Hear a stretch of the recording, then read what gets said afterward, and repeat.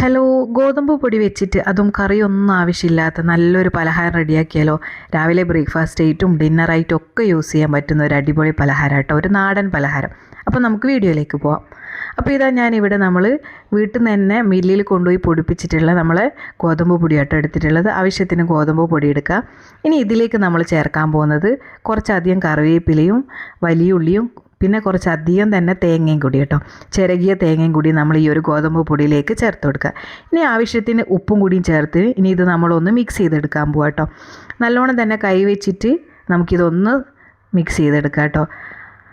അപ്പോൾ നമ്മളിത് മിക്സ് ചെയ്യുന്നത് ചപ്പാത്തി മാവിൻ്റെ പരുവമല്ല, എന്നാൽ ദോശൻ്റെ പരുവമല്ലാത്ത രീതിയിൽ നിങ്ങൾ കാണുമ്പോൾ തന്നെ മനസ്സിലാവുമല്ലോ. നമുക്ക് ഇതൊന്ന് പരത്തിയെടുക്കാൻ പറ്റുന്ന രീതിയിലാട്ടോ നമ്മൾ ഇതിങ്ങനെ മിക്സ് ചെയ്തെടുക്കുക. ഇതിപ്പോൾ നമ്മൾ കൈ കൊണ്ട് നല്ലോണം മിക്സ് ചെയ്തെടുത്തിട്ടുണ്ട്.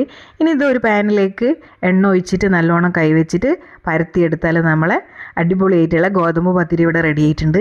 സത്യത്തിന് ഇതിന് കറീൻ്റെ ആവശ്യമൊന്നുമില്ല കേട്ടോ. നല്ല മധുരമുള്ളൊരു കട്ടൻ ചായയോ പാൽ ചായയോ ഒക്കെ ഉണ്ടെങ്കിൽ നല്ല അടിപൊളിയായിട്ട് തന്നെ നമുക്കിത് മാത്രം കൂട്ടി കഴിക്കാൻ പറ്റും കേട്ടോ. അപ്പോൾ നിങ്ങളെല്ലാവരും ഒന്ന് ട്രൈ ചെയ്ത് നോക്കുക.